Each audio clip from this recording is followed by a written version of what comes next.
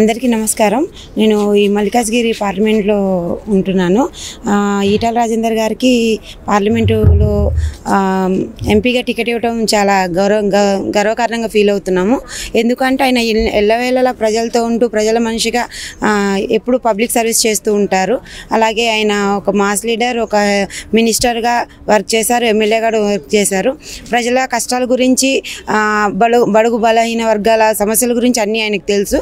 కాబట్టి దగ్గర ఉండి మనం అందరం ఆయనకు ఓట్ చేసి గెలిపిస్తే అన్ని విధాలా బాగుంటుందని కోరుకుంటున్నాను. Thank you. మేము చాలా బాధ కొద్దిగా వచ్చినాం అక్కడి నుండి.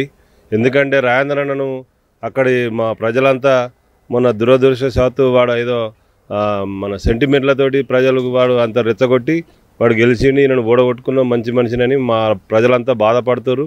ఇవాళ మల్కాజ్గిరి ప్రజలకు చేతులు ఎత్తి దండం పెట్టి మొక్కుతున్నాం. ఇలాంటి నాయకుడు దొరకడన్న, ఇంత మంచి నాయకుడు, మీరు అన్న మంచి నాయకుని గెలిపించుకోరన్న ఉద్యమకారుడు. మాకు ఒక్క రూపాయి పని లేకుండా నియోజకవర్గానికి 20 ఏళ్ళు సేవ చేసిండన్న. ఇప్పుడు చేద్దామన్నా కానీ పని లేదు అక్కడ.